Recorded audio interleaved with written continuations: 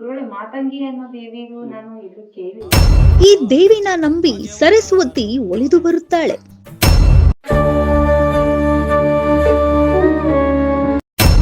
ಕುಟುಂಬ ನೆಡ್ಕೊಂತ ವಿಚಾರನೂ ಸಹ ಒಬ್ಬರಿಗಿರೋಂಥ ಗೊತ್ತು, ಇನ್ನೊಬ್ಬರಿಗೆ ನಾವು ಹೇಳಕ್ಕೆ ಈ ಅಮ್ಮ ಬನ್ನುತ್ತೆ ಮಾಂಸಾಹಾರಿ ದೇವತೆ, ಈ ಅಮ್ಮ ಬನ್ನುತ್ತೆ ತಾಂತ್ರಿಕ ಸ್ವರೂಪಿಗಿರುವಂತ ದೇವತೆ. ಸೂತಕ ಆಗಿದ್ದರೂ ಸಹ ಈ ದೇವಿ ನುಗ್ಗಿ ಬರುತ್ತಾಳಂತೆ. ನಿಮ್ಮ ಮನೇಲಿ ಏನೇ ಸಮಸ್ಯೆ ಇರಲಿ, ದೃಷ್ಟಿಯಲ್ಲಿ ಗ್ರಹಗತಿಲಿ, ಮನೆ ಸುಖ ಆಗಲಿ, ಸಾವಾಗಲಿ, ಏನೇ ಆಗಲಿ ಗೊತ್ತಾಯ್ತಾ, ನುಗ್ತಾರೆ, ಓದ್ತಾರೆ, ಚೆತ್ತಿ ಬಿಸಾಕ್ತಾರೆ, ಬಿಗರ ಈ ದೇವಿಯ ಪ್ರಪ್ರಥಮ ಬಾರಿಗೆ ಆಶ್ಚರ್ಯಕರವಾದ ಪವಾಡ ಹೇಳಲು ಹೊರಟಿದ್ದೆ. ಮಾತಂಗಿ ದೇವಿ ಸಹ ಒಂದೇ ಕ್ಷೇತ್ರದಲ್ಲಿ ಉಚ್ಚಂಗಿ ಮತ್ತೆ ಮಾತಂಗಿ ದೇವಿ ನೆಲೆಸಿದ್ದಾರೆ. ಬುದ್ಧಿ, ನಾಲೆಡ್ಜು ಗೊತ್ತಾಯ್ತಾ, ಅದು ಬಗ್ಗೆ ಸಹ ಫಲ ಬೇಗ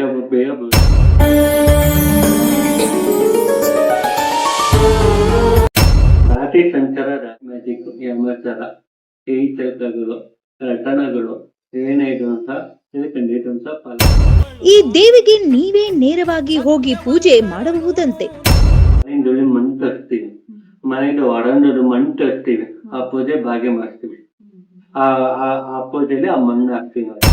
ಸಹ ತಡೆ ಪೂಜೆ ಮಾಡ್ಬೇಕಂದ್ರೆ ವಿಡಿಯೋ ಮಾಡಕ್ ಅವಕಾಶ ಇಲ್ಲ. ತಡೆ ಪೂಜೆದು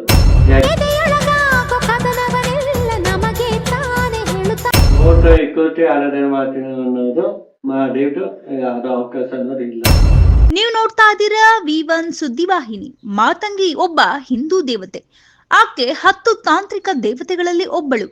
ಆಕೆಯನ್ನ ಮಹಾವಿದ್ಯೆ ಸರಸ್ವತಿಯ ಭಾಗವೆಂದು ಜನ ನಂಬುತ್ತಾರೆ.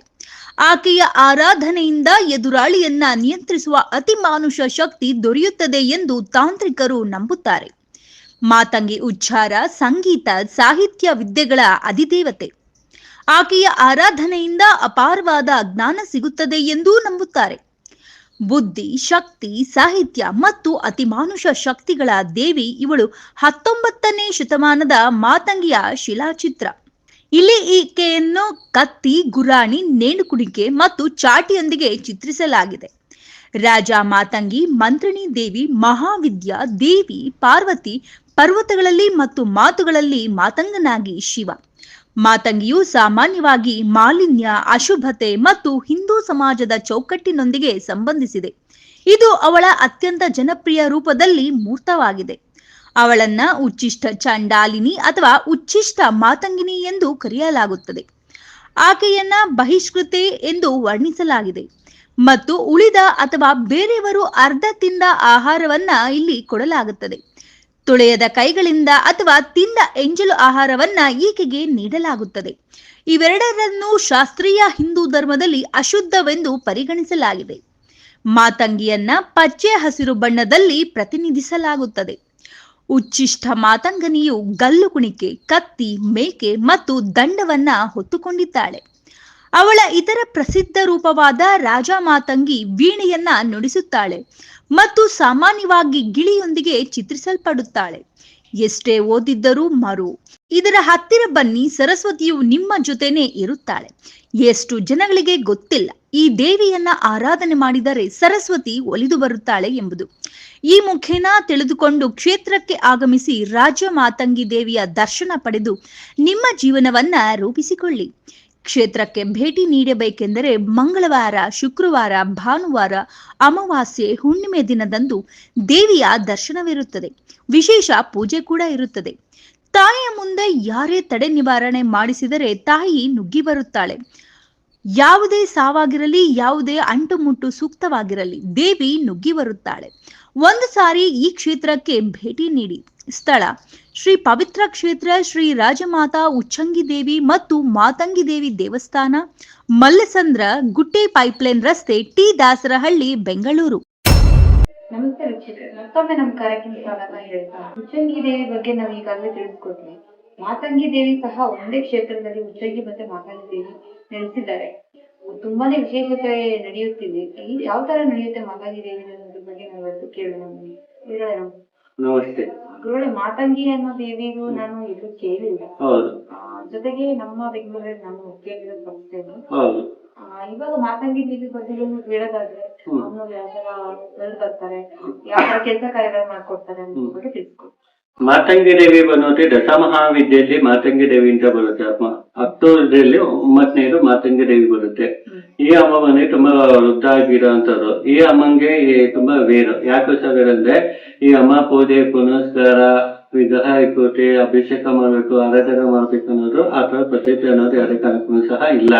3 ಟೈಮ್ನು ಸಹ ಪೂಜೆ ಪುನಸ್ಕಾರ ಮಾಡ್ಬೇಕು ಅನ್ನೋದು ಯಾವುದೇ ಕಾರಣಕ್ಕೂ ಸಹ ಆ ಪದ್ಧತಿನೂ ಸಹ ಇಲ್ಲ. ಈ ಅಮ್ಮ ಬಂದ್ಬಿಟ್ಟು ಮಾಂಸಾಹಾರಿ ದೇವತೆ. ಈ ಅಮ್ಮ ಬಂದ್ಬಿಟ್ಟು ತಾಂತ್ರಿಕ ಸ್ವರೂಪಿಗಿರುವಂತ ದೇವತೆ.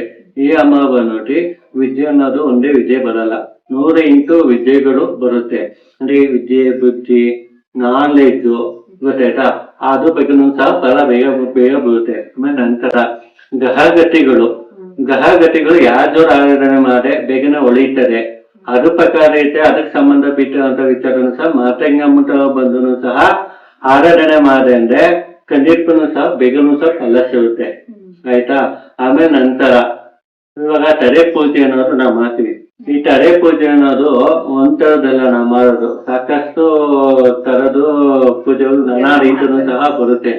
ತಡೆ ಪೂಜೆ ಅನ್ನೋದು ಯಾಕಂದ್ರೆ ಈ ಪಾಪ ಪುಣ್ಯ ಕರ್ಮ ದೋಷ ಜಾಗೃತಿ ಎಲ್ಲ ಪ್ರತಿಯೊಂದು ಸಹ ಬಿಗಡೆ ಏನಕ್ಕೋಸ್ಕರ ತಡೆ ಪೂಜೆನೂ ಸಹ ಮಾಡ್ತೀವಿ. ನಿಮ್ಗೆ ಇರೋಂಥದ್ದು ಡೈಲಿ ನಾವು ಆವರಣೆ ಮಾಡ್ಕೊಂತೀವಿ, ಒಪ್ಪೋಸುತ್ತೀವಿ, ಕೋಳಿಗೆ ಆವರಣೆ ಮಾಡ್ಕೊಂತೀವಿ, ಮಾತಂಗಮ್ಮಗೆ ಒಪ್ಪೋಸುತ್ತೀವಿ, ಬಲಿ ಕೊಟ್ಟುಟ್ಟಿ ತೆರೆ ಪೂಜೆ ಮಾಡೋಂಥದ್ದು, ಬಿಗಡೆ ಮಾಡೋಂಥ ವಿಚಾರನೂ ಸಹ ಬರುತ್ತೆ. ಈ ತರ. ಆಮೇಲೆ ನಂತರ ಈ ಅಮ್ಮ ಅಂಟು ಮುಂಟು ಮೈಗೆ ಯಾವುದೇ ಕಾರಣಕ್ಕೂ ಸಹ ಮೈಗೆ ಅನ್ನೋದು ಇಲ್ಲ ಈ ಅಮ್ಮಂಗೆ. ನಮ್ಮ ಮೈಗೆ ನಾವು ಬರಂಗಿಲ್ಲ ದೋಸನಕ್ಕೆ ಅಷ್ಟೇ. ಈ ಅಮ್ಮಗೆ ಅಂಟು ಮುಂಟು ಮೈಗೆ ಅನ್ನೋದು ಸುಖ ಅನ್ನೋದು ಈ ಅಮ್ಮಗೆ ಸಂಬಂಧ ಇಲ್ಲ. ಯಾಕೆಂದ್ರೆ ನಿಮ್ಮ ಮನೇಲಿ ಏನೇ ಸಮಸ್ಯೆ ಇರಲಿ, ದೃಷ್ಟಿ ಇರಲಿ, ಗ್ರಹಗತಿ, ನಿಮ್ಮ ಮನೆ ಸುಖ ಇರಲಿ, ಸಾವಾಗಲಿ, ಏನೇ ಆಗಲಿ ಗೊತ್ತಾಯ್ತಾ, ನುಗ್ತಾರೆ, ಓದ್ತಾರೆ, ಚೆತ್ತಿ ಬಿಸಾಕ್ತಾರೆ, ಬಿಗಡೆ ಮಾಡ್ತಾರೆ, ಬಿಗಡೆ ಮಾಡ್ಕೊಂಡು ಹೊರಗಡೆ ಬರ್ತಾರೆ. ಸರಿನಾ. ಅಂತ ದೇವತೆ ಅವಳು. ಎಲ್ಲಕ್ಕಿಂತ ಹೆಚ್ಚಾಗಿ ವಿಶೇಷ ಏನಂದ್ರೆ ಯಾರ್ ಬೇಕೂ ಸಹ ಹೊಳಿಕೋಬಹುದು, ಯಾರ್ ಬೇಕೂ ಸಹ ಪೂಜೆ ಮಾಡ್ಬೋದು, ಯಾರ್ ಬೇಕೂ ಸಹ ಕೋಲಿಗೆ ಮಾಡ್ಬೋದು, ಯಾರ್ ಬೇಕೂ ಸಹ ಊಟಕ್ಕೆ ಎರೆಯನ್ನು ಸಹ ಇಕ್ಬೋದು, ಯಾರ್ ಬೇಕೂ ಸಹ ಪೂಜೆ ಪುನಸ್ಕಾರ ಮಾಡೋದು. ಎಲ್ಲರಿಗೂ ಸಹ ಅವಕಾಶ ಅನ್ನೋದು ಪ್ರತಿಯೊಬ್ಬನು ಸಹ ಐತೆ ಇಲ್ಲಿ. ಭೇದ ಪಾದ ಅನ್ನೋದು ಯಾವುದೇ ಕಾರಣಕ್ಕೂ ಸಹ ಇಲ್ಲ. ಗೊತ್ತಾಯ್ತಾ. ಈ ಅಮ್ಮನೂ ಸಹ ಮೀನು ಸಹ ಎರೆಯನ್ನು ಸಹ ಇರ್ತಾರೆ. ನಂಬ್ತೀರ ನೀವು? ರಾಶಿ ಸಂಚಾರ ರಾಶಿ. ಹೌದು, ರಾಶಿ ಸಂಚಾರ ರಾಶಿ. ಈ ದೇವಸ್ಥಾನಕ್ಕೆ ರಕ್ಷಣೆ ಆಗಿ ರಾತ್ರಿ ಹೊತ್ತು ಕಾಯ್ಕೊಂಡಿರುವಂತ ದೇವತೆ. ಸರಿನಾ. ರಾತ್ರಿ ಹೊತ್ತು ಏನೇ ಕೆಟ್ಟ ದೃಷ್ಟಿ ಇದ್ರು ಸಹ ಬಿಗಡೆ ಮಾಡ್ತಾರೆ. ಒಂದು ಉದಾಹರಣೆ, ಕೈ ಬಿದ್ದೋದನ್ನು ಸಹ, ಕಾಲು ಬಿದ್ದೋದನ್ನು ಸಹ ಆಗುತ್ತಾ ಆಗಲ್ಲ. ಈ ಅಮ್ಮನ್ ಬಂದ್ರೆ ಫಲ ಸಿಗುತ್ತಾ ಇಲ್ಲ. ಅಮ್ಮನೇನೋ ಅಪರಿಚಿತಂದ್ರೆ ಖಂಡಿತನು ಸಹ ಅವ್ರಿಗೆ ಎಷ್ಟೋ ಬಾರಿ ಸತ್ಸನ್ನು ಸಹ ಆಗೈತೆ. ದೃಷ್ಟಿ ದೋಷ ಇರುವಂತ ವಿಚಾರ, ಬ್ಲ್ಯಾಕ್ ಮ್ಯಾಜಿಕ್, ಯಮಚಾರ, ಕೈ ಚೌಕಗಳು, ರಟನಗಳು ಏನೇ ಇದ್ರು ಸಹ ಇದು ಖಂಡಿತನು ಸಹ ಫಲ ಸಿಗುತ್ತೆ. ಸತ್ಯ ಹೇಳ್ಬೇಕಂದ್ರೆ ಕನ್ನಿ ದೇವಿಗಿಂತ ಹೆಚ್ಚಾಗಿ ಅತಿಯಾಗಿ ಜಾಸ್ತಿ ಕೆಲಸ ಮಾಡ್ಕೊಂಡು ಕೊಡೋದಂದ್ರೆ ಈ ಅಮ್ಮನೆ, ಮಾತಂಗಮ್ಮನೇ ಜಾಸ್ತಿ ಕೆಲಸ ಮಾಡ್ಕೊಂಡು ಕೊಡುವಂಥದ್ದು ದೇವತೆ. ಈ ಅಮ್ಮ ಬಂದ್ಬಿಟ್ಟು ಈ ಜೋರು ಹೋಮ ಮಾಡ್ಬೇಕಂದ್ರೆ ಸುಲಭವಾಗಿ ಒಪ್ಪಲ್ಲ, ಯಾರು ಒಪ್ಪಲ್ಲ. ಎಷ್ಟೋ ಜನ ಹಿಂದೇಟ್ ಆಗ್ತಾರೆ. ಈ ರಾಜ ಮಾತಂಗಮ್ಮಂದು ಹೋಮ ಮಾಡಿಸ್ಬೇಕಾ, ರಾಜ ಮಾತಂಗ ಹೋಮ ಮಾಡ್ಬೇಕಂದ್ರೆ ಎಷ್ಟೋ ಜನ ಪುರೋಹಿತರು ಹಿಂದೇಟ್ ಆಗ್ತಾರೆ. ಯಾಕೆಂದ್ರೆ ಭಯ ಜಾಸ್ತಿ, ಯಾಕೆಂದ್ರೆ ಕೋಪವೇಶ ಅವಶ್ಯ ಜಾಸ್ತಿ. ನಮ್ಮಿಂದ ಏನಾದ್ರು ತೊಂದರೆ ಆಯ್ತು ಅಂದ್ರೆ ನಮ್ಮನ್ನು ಸಹ ಬರಲ್ಲ, ಭೋಜನೂ ಸಹ ಕೊಡಲ್ಲ. ತೊಂದರೆ ಅನ್ನೋದು ತಪ್ಪಿದಲ್ಲ, ಅಷ್ಟೊಂಥರ ಭಯ ಬೀಳ್ತಾರೆ. ಈ ಬರೋಂಥದ್ದು ವಾರ್ಷಿಕೋತ್ಸವ ಆಗಸ್ಟ್ ತಿಂಗಳಲ್ಲಿ ರಾಜ ಮಾತಂಗ ಹೋಮ ಮಾಡಿಸ್ಬೇಕು ಅಂತ ನಾವು ಸಿದ್ಧತೆ ನಾವು ರೆಡಿ ಮಾಡ್ಕೊಂತ ಇದೀವಿ. ಅದು ತುಂಬಾ ಬೇಗ ಯಾರು ಮಾಡಲ್ಲ. ಬೆಂಗಳೂರಲ್ಲಿ ಇದು ಫಸ್ಟ್ ಬಾರಿಗೆ ನಾವು ಇದು ರಾಜ ಮಾತಂಗ ಹೋಮ ಮಟ್ಟಕ್ಕೆ ನಾವು ಮಾಡ್ಬೇಕು ಅಂತ ನಾವು ಸಿದ್ಧತೆ ರೆಡಿ ಮಾಡ್ಕೊಬೇಕು ಅಂತ ನಾವು ಮಾಡ್ತಾ ಇದೀವಿ. ಇನ್ನು 5 ತಿಂಗಳು ಸಮಯ ಐತೆ. ಅದ್ರ ಬಗ್ಗೆನೂ ಸಹ ಮಾಡ್ತೀವಿ. ಈ ತರ ಮತ್ತೆ ಇಲ್ಲಿ ಸಾಕಷ್ಟು ಅರ್ಕೆ ಹೊತ್ಕೊಂಡು ಬಲಿ ಕೊಡುವಂಥದ್ದು. ಹೌದು. ಅಮ್ಮನವ್ರು ಇವ್ರ ಹತ್ರ ಟೈಮ್ ತಗೊಳ್ದೆ ಕೆಲಸ ಮಾಡ್ಕೊಡೋದು ಮಾತಾಡಿ ಹೌದು ಹೌದು. ಅದ್ರ ಬಗ್ಗೆ ಏನಂದ್ರೆ ಈ ಅಮ್ಮ 2 ತಡೆಯಿಂದ ಫಲ ಪಡ್ಕೊಬೋದು. ಒಂದು ಉಚ್ಚಂಗಿ ದೇವಿ ಬೇಡಿಕೆ ಇಟ್ಟಿಲ್ಲ, ಅಮ್ಮನ ಅಪ್ಪಣೆ ಕೊಟ್ಟೆ ಅಂದ್ರೆ ಈ ಅಮ್ಮ ಕೆಲಸ ಮಾಡ್ಕೊಂಡು ಕೊಡೋದು. ಇಲ್ಲ ಫಸ್ಟ್ ನಂಗೆ ಊಟ ಕೊಟ್ಟವಳು, ನಂಗೆ ಆಹಾರ ಕೊಟ್ಟವಳು, ನೀರುಣ ಉಪ್ಪಿನ ಋಣ ಅನ್ನೋದು ಇರುತ್ತೆ. ನೀರುಣ ನಾನು ಇಟ್ಕೊಳಲ್ಲ, ನಾನು ಕೆಲಸ ಮಾಡ್ಕೊಂಡು ಕೊಡ್ತೀನಿ ಅಂತ. ಯಾಕೆಂದ್ರೆ ನೀರುಣ ಉಪ್ಪಿನ ಋಣ ಯಾವತ್ತಿದ್ರು ಸಹ ತೀರ್ಸ್ಬೇಕು ಅಂತೆ, ಯಾವತ್ತಿದ್ರು ಸಹ ಒಳ್ಳೇದ್ ಮಾಡ್ಬೇಕು ಅಂತೆ. ಅದೇ ರೀತಿಯಾಗಿ ಕೋಳಿ ಕೊಡು, ಹಣ್ಣಿನ ಋಣ ಅಮ್ಮನ್ ಕೊಡು, ಊಟ ಕೊಡು. ಆ ಹಣ್ಣಿನ ಋಣ ಉಪ್ಪಿನ ಋಣ ಅಮ್ಮಂಗಿರುತ್ತೆ. ಆ ಋಣಕ್ಕೋಸ್ಕರ ನಿಮ್ಗೆ ಒಳ್ಳೇದ್ ಮಾಡ್ರೆ ಮಾಡುತ್ತೇನೆ ಅಂತ 100% ನಿಮ್ಗೆ ಗ್ಯಾರಂಟಿ ಕೊಡ್ತೀನಿ. ಏನ್ ಕೇಳ್ಬೋದು ಮಾಡ್ಕೊಡ್ತೀನಿ ನಿಮ್ಗೆ. ಹೌದು, ಅದು ಒಂದ್ ಮಾತು ಕಂಡೀಷನ್. ಯಾವತ್ತಿದ್ರು ಒಳ್ಳೇದಕ್ಕೆ ಮಾತ್ರ ಅಷ್ಟೇನೆ. ನಾವು ಕೆಟ್ಟದ್ ಮಾಡ್ತಾ ಇದೀವಿ, ಅದಕ್ಕೆ ಒಳ್ಳೆ ಮಕ್ಕಳು ಕೊಡು ಅಂದ್ರೆ ಯಾವತ್ತೂ ಸಹ ಯಾರೇ ವ್ಯಕ್ತಿನೂ ಸಹ ಕೆಟ್ಟದ್ ಮಾತಾಡೋನು ಸಹ, ಯಾರೇ ಜೋರಾದ್ರೂ ಸಹ ಮುಂದೆ ಬರಲ್ಲ, ಕೆಟ್ಟದ್ ಮಾಡಕ್ಕೆ ಫಲ ಕೊಡಲ್ಲ.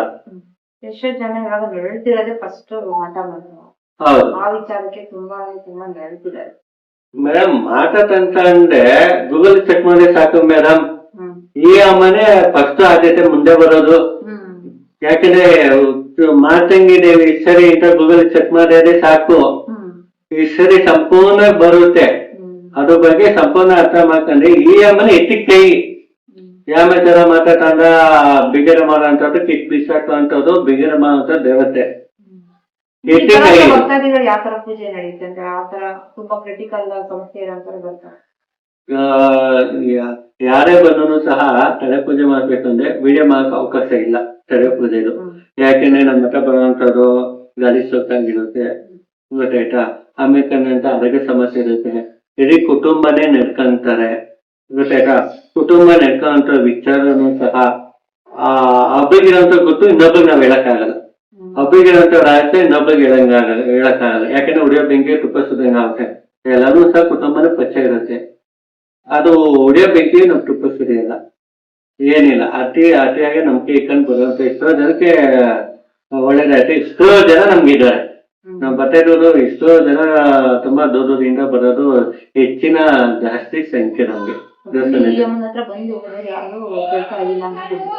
ಕೆಲಸ ಆಗಿಲ್ಲಕ್ಕಿಂತ ಹೆಚ್ಚಾಗಿ ಕೆಲಸ ಆಗಿತ್ತೆ. ಆಗಿಲ್ಲ ಅಂದ್ರೆ ತುಂಬಾ ಬೇಗ. ಹೌದು, ಯಾಕಂದ್ರೆ ಜನ ಮೈಂಡ್ ಪರಿಸ್ಥಿತಿ ಹೆಂಗಿರುತ್ತೆ, ಯಾತ ಇರುತ್ತೆ ಅಂತ ನಾವು ಹೇಳಕ್ಕಂತೂ ಸಾಧ್ಯ ಇಲ್ಲಲ್ಲ. ಈ ತರ ಇನ್ನೊಂದು ಹೇಳ್ಬೇಕಂದ್ರೆ, ಈ ಅಮ್ಮ ಎಡೆ ಇಕ್ಕಿರೋಂಥದ್ದು ಸ್ವತಃ ನಾಯಿ ಹೊಡಿಕ್ ಹೋಗ್ಬಿಟ್ಟು ಊಟ ಮಾಡ್ಕೊಂಡು ಹೋಗುತ್ತೆ, ಬೆಳಿಗ್ಗೆ ಅನ್ನೋದಿಲ್ಲ. ಅದು ಇಕ್ಕಂತ ಎಡೆ ಫಸ್ಟ್ ಎಡೆ ನಾಯಿ ತಿನ್ನೋದು ಒಂದು ನಂಬಿಕೆ. ಅಮ್ಮ ತಿನ್ನೋದು ಅಲ್ಲಿ ಆವರಣೆ ಮಾಡ್ಕೊಂಡ್ರೆ ಆ ಒಂದು ಪ್ರಾಣಿ ಊಟ ತಿಂತಂದ್ರೆ ಅದು ತೃಪ್ತಿ ಆಯ್ತು ಅಂದ್ರೆ ಅಮ್ಮಗ್ ಸಮಾಧಾನ ಹೊಟ್ಟೆ ತಂತು ಅಂತ ಅರ್ಥ. ಈ ಲೆಕ್ಕ ಯಾಕಂದ್ರೆ ಅಮ್ಮ ಮೈಲಿಗೆನೇ ಇಲ್ಲಲ್ಲ. ಯಾಕೆಂದ್ರೆ ಒಂದು ಸಾವಾದ್ರೂ ಸಹ ಒಳಿಕ್ ಹೋಗಿ ಸಂಚಾರ ಮಾಡುತ್ತೆ, ಬಿಗಿರ ಮಾಡ್ಕೊಂಡ್ ಬಂದಾದ್ಮೇಲೆ ನಂಗೆ ಯಾರು ಲೆಕ್ಕ ಮೇಡಮ್, ನಂಗೆ ನನಗೆ. ಯಾಕಂದ್ರೆ ಈ ಅಮ್ಮ ಗೊತ್ತಾಯ್ತಾ, ಬುಡಕಟ್ಟ ಜನಾಂಗದಲ್ಲಿ ಬೆಳೆಯುವಂತ ದೇವತೆ, ಸರಿನಾ. ಅದ್ರಲ್ಲಿ ಕಾಡಿನ ದೇವತೆಗಳು. ಹೌದು, ಕಾಡಲ್ಲಿ ವಾಸ ಇದ್ದಿದ್ದ ದೇವತೆಗಳು. ಇಲ್ಲಿ ಅಮ್ಮನವರು ಬಂದು ಎಷ್ಟು ವರ್ಷ ಆಯ್ತು, ಮತ್ತೆ ಇಲ್ಲಿ ನಿಲ್ಲಿಸ್ಬೇಕು ಅಂತ ಯಾವ ತರ ನಿಮ್ಗೆ ಸಿಕ್ತು? ಯಾವ ತರ ಹೇಳಿದ್ರು, ನಮ್ ತಂದೆಯಿಂದ ನನ್ನಗೆ ಬಂದಿರುವಂತ ವಿಚಾರ. ನಮ್ಮ ತಂದೆಯವರು ಮೇಲೆ ಬರ್ತಾ ಇದ್ರು, ಪ್ರಶ್ನೆ ಹೇಳ್ತಾ ಇದ್ರು, ವಾಗ್ದಾನ ಹೇಳ್ತಾ ಇದ್ರು, ಪ್ರಶ್ನೆಗಳೆಲ್ಲ ನುಡಿ ಕೊಡ್ತಾ ಇದ್ರು, ಜನಕ್ಕೆಲ್ಲ ಒಳ್ಳೇದಾಗ್ತಾ ಇತ್ತು. ಎಲ್ಲಕ್ಕಿಂತ ನಮ್ ತಂದೆಯವ್ರಿಗೆ ಈ ಅಮ್ಮ ಬಂದೆ ಅಂದ್ರೆ ಸ್ವತಃ ಮೇಲೆ ಬಂದ್ಬಿಟ್ಟು ಕೋಪ ಬಂದ್ಬಿಟ್ಟು ಎಡೆ ಊಟ ಮಾಡ್ಕೊಂಡು ತಿನ್ಕೊಂಡು ಹೋಗ್ತಾ ಇದ್ದೀವಿ. ಆ ತರ ಪದ್ಧತಿನೂ ಸಹ ಇತ್ತು, ಗೊತ್ತಾ. ಹೌದು, ಸ್ವತಃ ಕಪ್ಪು ಮೇಕೆಯಿಂದ ಒಂದು ಬೇಟೆ ಕೊಟ್ಟಂತೆ ಆ ರಕ್ತ ಎಲ್ಲ ಪೋತಿ ಕುಡಿಯೋದು ಈ ಅಮ್ಮ. ಯಾರು ಅನ್ಕೊಂಡಲ್ಲ ಆ ಕಾಲದಲ್ಲಿ, ನಮ್ ತಂದೆ ಕಾಲದಲ್ಲಿ ಈಗಿಲ್ಲ. ಅದನ್ನ ಬಿಡಬಾರ್ದು ಪೂಜೆ ಪದ್ಧತಿ ಏನೇ ಬಿಡಿ, ಈ ಅಮ್ಮ ಮತ್ತೆ ಅದೇ ಕಾಲಕ್ಕೂ ಸಹ ಪೂಜೆ ಪುನಸ್ಕಾರ ಅಲಂಕಾರ ಆದ್ಯತೆ ಜಾಸ್ತಿ. ಈ ಅಮ್ಮಂಗೆ ಊಟ ಆದ್ಯತೆ ಜಾಸ್ತಿ. ಅಲಂಕಾರ ಪ್ರಿಯರು, ಊಟ ಪ್ರಿಯ. ಮತ್ತೆ ಇಲ್ಲಿಗೆ ಬರ್ಬೇಕು ಅಂದ್ರೆ ತಡೆ ಆಗಿರ್ಬೋದು, ಅದೆಲ್ಲ ನಡ್ಸ್ಕೋಬೇಕು ಅಂತಂದ್ರೆ ಯಾವ ಸಮಯದಲ್ಲಿ, ಯಾವ ದಿನದಲ್ಲಿ? ನಾವು ತಡೆ ಹೊಡಿಬೇಕು ಅಂದ್ರೆ ಬನ್ನಿ ಸರ್ ತಡೆ ಹೊಡೀರಿ ಅಂತ ಹೇಳಿದ್ರೆ ನಾವು ಮಾಡಲ್ಲ. ಫಸ್ಟ್ ವಾಸ್ತವ ನೋಡ್ತೀವಿ, ಪರಿಸ್ಥಿತಿ ನೋಡ್ತೀವಿ, ಮತ್ತೆ ಏನೇನ್ ಸಮಸ್ಯೆ ಐತೆ ಏನೇನ್ ಸಮಸ್ಯೆ ಆಗ್ಬೋದು, ಯಾವ ತರ ಸಮಸ್ಯೆ ಆಗ್ಬೋದು ಗೊತ್ತಾಯ್ತಾ. ಆಮೇಲೆ ಮೂಲ ತಿಳ್ಕಂತಿ, ಯಾವ ತರ ತಡೆ ಮಾಡೆ, ಯಾವ ತರ ತಡೆಗಳೆಲ್ಲ ಪ್ರತಿಯೊಂದು ಮಾಡಿದ್ರೆ ಸಕ್ಸಸ್ ಆಗುತ್ತೆ, ಏನು ಎತ್ತ ಅದು ಲೆಕ್ಕ ತರ ಮಾಡ್ಕೊಂಡಿ, ದೇವ್ರ ಅಪ್ಪಣೆ ತಗೊಂಡಿ ಯಾರಿಂದ ಮಾಡೆ ತಡೆ ಅನ್ನೋದು 10 ಇಂಚಿಂದ 3 ಅವರ್ ಪೂಜೆ ಮಾಡ್ತೀವಿ ನಾವು. ಬೇಕಾದ್ರೆ ಅರಿಯೋ ನೀರಿನೂ ಸಹ ಹೋಗ್ಬಿಟ್ಟು ತಡೆ ಪೂಜೆ ಮಾಡೋ ಅಂತ ವಿಚಾರನೂ ಸಹ ಇರುತ್ತೆ. ಯಾಕೆಂದ್ರೆ ಅರಿಯೋ ನೀರು ಮಾಡೋದ್ರೆ ಪಾಪ ಪೂಜೆ ಕರ್ಮ ಅದಿಲ್ಲಿ ನಾಗೋಸ್ಕರ ತಡೆ ಪೂಜೆ ಮಾಡ್ತೀವಿ. ಇಲ್ಲಿ ಮಾಡೋ ಅಂತ ಅಮ್ಮಂಗೆ ಒಪ್ಪಿಸ್ಬಿಟ್ಟು ತಡೆ ಪೂಜೆನೂ ಸಹ ಮಾಡ್ತೀವಿ, ದೇವಿ ಮುಂದೆಗಡೆನೂ ಸಹ ಮಾಡ್ತೀವಿ ಆಯ್ತಾ. ಆಮೇಲೆ ನಂತರ ಆ ಮನೆದು ಬೆಳಗ್ಗೆ ಸಂಜೆ ಕಸ ಬಿಸ್ತೀರಲ್ಲ ಮೇಡಮ್, ಕಸ ಬಿಚ್ಚುವಂತ ಧೂಳು ಆ ಮಣ್ಣು ಮನೆ ಆ ಪೂಜೆ ಬರ್ಸ್ತೀವಿ ಅಂದ್ರೂ ಸಹ ನಾವು ಹೇಳ್ತೀವಿ. ಯಾಕೋಸ್ಕರ ಅಂದ್ರೆ ಕಾರಣ ಇರ್ತೇವೆ, ಮನೆ ಇರೋಂಥದ್ದು ಗ್ರಹಗತಿಗಳು, ಕೆಟ್ಟ ಪರಿಸ್ಥಿತಿಗಳು, ಮನೆ ಇರೋಂಥ ದೃಷ್ಟಿಗಳು, ಮನೆ ಇರೋಂಥದ್ದು ಕೆಟ್ಟ ಪರಿಸ್ಥಿತಿಗಳೆಲ್ಲ ಬಿಗಡಾಗೋಸ್ಕರ ಕಾಲಿನ ಧೂಳಿನ ಮಣ್ಣು ತರಿಸ್ತೀವಿ, ಮನೆಯಿಂದ ಹೊರಗಡೆ ಮಣ್ಣು ತರಿಸ್ತೀವಿ, ಆ ಪೂಜೆ ಭಾಗ್ಯ ಮಾಡಿಸ್ತೀವಿ. ಆ ಪೂಜೆಯಲ್ಲಿ ಆ ಮಣ್ಣು ಹಾಕ್ತೀವಿ ನಾವು. ಯಾಕೆಂದ್ರೆ ಮನೆ ಇರೋಂಥ ಕೆಟ್ಟ ಪರಿಸ್ಥಿತಿಗಳೆಲ್ಲ ಪ್ರತಿಯೊಂದನ್ನು ಸಹ ಹೋಲಿ ಅನ್ನೋಕ್ಕೋಸ್ಕರ. ಕೇವಲ ಕಾಲಿನ ಧೂಳಿಂದಲೇ ಎಷ್ಟೋ ವಿಚಾರ ತಿಳ್ಕೊಬಹುದು, ಎಷ್ಟೋ ವಿಚಾರ ಸಂಪೂರ್ಣವಾಗಿ ತರಿಸುತ್ತೆ, ಎಷ್ಟೋ ವಿಚಾರ ಸಂಪೂರ್ಣವಾಗಿ ಬಿಗಡೂ ಸಹ ಆಗುತ್ತೆ. ತಡೆ ಪದ್ಧತಿ ನಡೆಸ್ತೀವಿ ಅಂತ ಹೇಳಿ ಇಷ್ಟೊಂದೆಲ್ಲ ಪ್ರೊಸೀಜರ್ ಇದೆ ಅಂತ ಹೇಳಿದ್ರಿ. ಮತ್ತೆ ಈ ತಡೆ ನಡೆಸ್ಬೇಕು ಅಂತ ಒಂದೇ ಸಲಿ ಮಾಡ್ಬೇಕಾ, ಇಲ್ಲ ಅಂತಂದ್ರೆ ಪ್ರತಿ ಸಲಿನೂ ಬಂದು ನಡ್ಸ್ಕೊಂಡು ಹೋಗ್ಬೇಕು? ಪ್ರತಿ ಸಲ ಬಂದು ತಡೆ ಹೊತ್ಕೊಂಡು ಹೋಗುವಂತ ಅವಶ್ಯಕತೆ ಏನಿಲ್ಲ. ಇವಾಗ ಹೇಳ್ತೀನಿ ನೋಡಿದ್ರೆ ಒಂದ್ಸಲಿ ತಡೆ ಹೊಡ್ಸ್ಕೊಂತಾರೆ, ಆ ಯಾವ ರೀತಿ ನಡೀತಾರ ಭಾವ ಪರಿಸ್ಥಿತಿ ನಡ್ಕೊಂಡು ಹೋಗ್ತಾರ ಅದ್ರ ಮೇಲೆ ಬಿಟ್ಟು ಋಷಿ ಆಗುವಂತ ವಿಚಾರ. ಆ ಕೈ ಬಾಯಿ ಕರೆಕ್ಟ್ ಐತೆ ಅಂದ್ರೆ ಕರೆಕ್ಟ್ ಆಗಿರ್ತದೆ, ಆ ಕೈ ಬಾಯಿ ಸರಿ ಇಲ್ಲ ಆಮೇಲೆ ಒಂದು ಕಾರ್ಯಕ್ರಮ ಮಾಡ್ತಾರೆ, ಆಸ್ತಿ ಮಾಡ್ತಾರೆ, ಕಲಾ ಇರುತ್ತೆ, ಭಿನ್ನಾಭಿಪ್ರಾಯ ಆಗುತ್ತೆ, ದೃಶ್ಯ ದಾಕ್ಷ ಆದಾಗೆಲ್ಲ ಮಾಡ್ಲೇಬೇಕಾಗುತ್ತೆ. ಅಮಾವಾಸ್ಯೆ ಪೌರ್ಣಮಿ ಅಂತ ನಾವು ತಡೆ ಅವತ್ತು ನಾವು ಮಾಡಲ್ಲ, ನಾವ್ ಯಾವ ಬೇಕು ಮಾಡಕ್ಕೆ ಹಿಡಿತೀವಿ, ಸೋಮವಾರ ಬಿಟ್ಟು ಬನ್ನಿ ಸತ ನಾವ್ ತಡೆ ಹೊಡೆಯಲ್ಲ. ಬನ್ನಿ ಸತ ಬೇಕಾದ್ರೆ ಕಾಯಿ 5 ನಿಮಿಷ ಮಾಡ್ಕೊಳ್ತೀವಿ ಅಷ್ಟೇ. ಅದೇ ದೊಡ್ಡ ಮಟ್ಟಕ್ಕೆ ಕೋಳಿ ಬಲಿ ಕೊಟ್ಟು ಮಾಡ್ಬೇಕು ಅಂದ್ರೆ ಅದು ಒಂದೇ ಸಲ ನಾವು ಒಪ್ಕೊಂಡ್ ಮಾಡಲ್ಲ. ಅದಕ್ಕೆ ಅಂತ ನಾವು ವರದಿ ತಗೊಂತೀವಿ, ಒಪ್ಪಿಗೆ ತಗೊಂತೀವಿ, ಟೈಮ್ ತಗೊಂತೀವಿ, ಸಮಯ ತಗೊಂತೀವಿ. ಯಾವ ಟೈಮಲ್ಲಿ ನಡೀತಾರೆ, ಹಗಲು ಹೊತ್ತಿಲ್ಲ, ಸಂಜೆ ಹೊತ್ತಿಲ್ಲ, ರಾತ್ರಿ ಹೊತ್ತಿಲ್ಲ, ರಾವು ಕಾಲ ಟೈಮ್ ಇಲ್ಲ, ಅದೆಲ್ಲ ನೋಡ್ಕೊಂಡು ಮಾಡ್ತೀವಿ. ಯಾವ ಟೈಮ್ಗೆ ಅಮ್ಮನವ್ರು ಅಪ್ಪಣೆ ಕೊಡ್ತಾರೋ ಆ ಟೈಮ್ ಮಾಡ್ಬೇಕು ಅಂತ ನೋಡ್ಕೊಂಡು. ಇವಾಗ ಎಷ್ಟೋ ಜನ ಕುದು ದೋಸೆ ಐತೆ, ರಾವು ದೋಸೆ ರಾಷ್ಟ್ರ ಐತೆ, ರಾವು ದೋಸೆ ಬಿಗರ ಮಾತ್ರ ಇಟ್ಟು ಕೈ ಈ ಅಮ್ಮ. ಎಷ್ಟೋ ಜನ ಅಷ್ಟಲಜ್ಜಿಯವರು ನಮ್ ದೋಸೆ ಕಲ್ಸ್ಕೊಂಡ್ ಕೊಡ್ತಾರೆ. ಅಷ್ಟಲಜ್ಜಿಯವರೇ ಜೊತೆಗೆ ಈ ಅಮ್ಮಂಗ್ ಆರಾಧನೆ ಮಾಡಿ, ಈ ಅಮ್ಮನ್ ನಡ್ಕರಿ, ನಿಮ್ ರಾಶಿ ಪ್ರಕಾರ ರೀತಿಯಾಗಿ ಈ ಅಮ್ಮಂಗ್ ಹೋಗ್ಬಿಟ್ಟು ಅಲ್ಲಿ ತಡೆ ಹೊಡ್ತಿ, ಈ ಅಮ್ಮಂಗನೇ ಮಾರಿ, ಈ ಅಮ್ಮಂಗ ಊಟ ಮಾಡಿ ಆ ಕೆಲಸ ಎಲ್ಲ ನೋಡಿ. ಎಷ್ಟೋ ಜನ ಅಸಲಜ್ಜಿಯವರೇ ಮಾತಿನ ಅಮ್ಮ ಕಲ್ತಾರೆ. ಎಷ್ಟೋ ಜನ ನಮ್ಮ ಬೆಂಗಳೂರಲ್ಲಿ ಕಮ್ಮಿ, north side Maharashtra, state, Gujarat, ಪೂರ್ಣ ಅಲ್ಲಿಂದ ಫೋನ್ ಬರುತ್ತೆ ನಮ್ಗೆ. ಅಲ್ಲಿಂದನೂ ಸಹ ಬಂದೆ ಮಾತಾಡೋಸ್ಕರನೇ ಬಂದ ಸರ್ ಮಕ್ಕಳವರು ಇದ್ದಾರೆ ಗೊತ್ತಾ, ತುಂಬಾ ರೇರು ಈ ತರ. ಯಾಕೆಂದ್ರೆ ಈ ಅಮ್ಮ ದಶಮಹಾವಿದ್ಯೆ ಬರುವಂತದ್ದು ವಿಚಾರ ಗೊತ್ತಾಯ್ತಾ. ಪ್ರಧಾನ ದೇವರು ಎಲ್ಲೂ ಇಲ್ಲ, ನೀವೆಲ್ಲೇ ಚೆಕ್ ಮಾಡಿ ಗೊತ್ತಾಯ್ತು. ಪ್ರಧಾನ ದೇವರು, ಪ್ರಧಾನ ಪೂಜೆ, ಪ್ರಧಾನ ಆದ್ಯತೆ ಪೂಜೆ, ಪ್ರಧಾನ ಅಲಂಕಾರ, ಪ್ರಧಾನ ಸಂಕಲ್ಪ ಅನ್ನೋದಿಲ್ಲ ಈ ತರ. ಒಂದು ಉದಾಹರಣೆಗೆ ಯಾಕಂದ್ರೆ ಈ ಅಮ್ಮನು ಸಹ ಈ ಬಾಕ್ಲೂ ಸಹ ಹಾಕಂಗಿಲ್ಲ, ಓಪನ್ ಐತೆ. ಇಲ್ಲಿ ಬೀಗನೂ ಸಹ ಐತೆ, ಈ ಬೀಗನೂ ಸಹ ಇದನ್ನು ಸಹ ಅದು ಬೀಗನೂ ಸಹ ಕಿತ್ತು ಹೋಗುತ್ತೆ. ಬೀಗನೂ ಸಹ ಎಷ್ಟು ವರ್ಷದಿಂದ ಹಂಗೆ ಐತೆ. 24x7 ಓಪನ್ ಇರುತ್ತೆ. ಯಾರು ಬೇಕು ಸಹ ಕೊಡ್ಬೋದು, ಯಾವ ಬೇಕು ಸಹ ದರ್ಶನ ಮಾಡ್ಬೋದು, ಯಾವ ಬೇಕು ಸಹ ದೀಪ ಹಚ್ಬೋದು, ಯಾವ ಬೇಕು ಸಹ ಹೋಗೋದು. ನಮ್ದೇನು ಅಭ್ಯಂತರನೇ ಇಲ್ಲ. ಅದೇ ಉಚ್ಚಂಗಿ ದೇವಿ ಮಾತ್ರ ಅವಕಾಶ ಹಂಗ್ ಕೊಡಕ್ಕಾಗಲ್ಲ, ಹೌದು ಅಷ್ಟೇ. ರಾತ್ರಿ ಹೊತ್ತ ಬಂದ ದರ್ಶನ ಮಾಡ್ಕೊಂಡು ಹೋಗಿ, ಓಪನ್ ಇರುತ್ತೆ, ತೊಂದರೆ ಏನಿಲ್ಲ. ಅವತ್ತಿನೂ ನಂಗೆ ಕೇಳೋದು ಏನ್ ಗೊತ್ತಾ, ಮಧ್ಯರಾತ್ರಿ ಹೋದ್ರೆ ಅಂದ್ರೆ ಕರೆಕ್ಟ್ 11 ಗಂಟೆ ಮೇಲೆ ಹೋದ್ರೆ ಆರತಿ ಸಂಚಾರ ಮಾಡ್ತಾಳೆ. ಅವತ್ತು ಹುಟ್ಟಿ ನಾವು ಎಮ್ಮೆ ಮಂತ್ರಕ್ಕಂದೆ ಅಮ್ಮನ ಮೊದಲಿಗೆ ಇಕ್ಕೊಟ್ಟು ಎಮ್ಮೆನ್ ತಗೊಂಡ್ ಹೋದೆ ಎಷ್ಟೋ ಒಳ್ಳೇದಾಗುತ್ತೆ ಅಂತ ನಂಬಿಕೆನೂ ಸಹ ಐತೆ ಗೊತ್ತಾ. ಆ ಸಮಯದಲ್ಲಿ ಬಂದು ನಿಮ್ಮೆ ಮದಿಸ್ಕೊಂಡು ಹೋಗೋರು ಇದ್ದಾರೆ. ಹೌದು, ಸಕ ಅಮ್ಮನ ಮೊದಲಿಗೆ ಇಕ್ಕೊಟ್ಟಿ ತಗೊಂಡ್ ಹೋಗೋದು, ನಾವಿರಲ್ಲ. ನಾವ್ ಬಂದಿರ ನಾವೇ ಕೇಳಿ ಬರೋಣ. ಅವರೇ ಇಟ್ಬಿಟ್ಟು ತಗೊಂಡ್ ಹೋಗ್ತಾರೆ. ಹೌದು, ಆಮೇಲೆ ತ್ರಿಶೂಲ ಐತೆ, ತ್ರಿಶೂಲಕ್ಕೆ ಹಾಲು ಅಭಿಷೇಕ ಮಾಡುತ್ತೆ, ಅರ್ಶನ ಕುಂಕುಮ ಇಕ್ಕುಟ್ಟಿ ಅಲಂಕಾರ ಮಾಡುಟ್ಟಿ ಮಾಡೋ ಅಂತ ಇಟ್ರೆ ಆಮೇಲೆ ನಂತರ ಬಲಿ ಕೊಡ್ತೀವಲ್ಲ, ಮೇಕೆ ಬಲಿ ರಾತ್ರಿ 12 ಗಂಟೆಗೆ ಸಮಯದಲ್ಲಿ ಮಾತ್ರ ನಾವು ಬೇಟೆ ಹೊಡೆಯೋದು.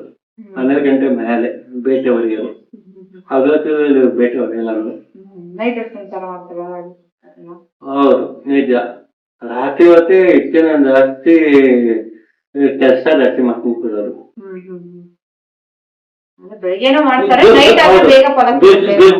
ದೃಷ್ಟಿ ಸಂಬಂಧ ಬಿಟ್ಟಂತ ವಿಚಾರ ಬೇಗ ದೇಹ ಅಂದ್ರೆ ರಾತ್ರಿ ಹೊತ್ತು. ನಾನು ಇನ್ನೊಂದು ಕೇಳ್ಬೇಕಾದ್ರು, ಕೇಳಿ. ಮುಖ್ಯವಾಗಿ ಇವರು ಒಲಿಯೋದು ಬೇಗ ಸರಸ್ವತಿ ಅಂದ್ರೆ ಬುದ್ಧಿ ಹೌದು ನಿಜ. ಅದ್ರ ಬಗ್ಗೆ ಈ ತಾಯಿ ಬೇಗ ಒಲಿತಾರೆ. ಹೌದು, 100% ಸತ್ಯ. ಮಕ್ಕಳಿಗೆ ಎಜುಕೇಶನ್ ಆಗಿರೋದು, ಮಕ್ಕಳಿಗೆ ವಿದ್ಯೆ ಆಗಿರೋದು, ನಾಲೆಜ್ ಆಗಿರೋದು, ಉದ್ಯೋಗ ಆಗಿರೋದು ಬೇಗ ಫಲ ಸಿಗುತ್ತೆ. ಅದೇ ಎರಡು ಮಾತೇ ಇಲ್ಲ ಮಕ್ಕಳ ವಿಚಾರದಲ್ಲಿ. ಅದೇ ಕಾರ್ತಿಕ್ ಚೌತಿ ಬಂದ್ರೆ ಅದೇ ಬೇರೆ ವಿಚಾರ. ಸರಸ್ವತಿಗೂ ಓದಿತಾಳೆ,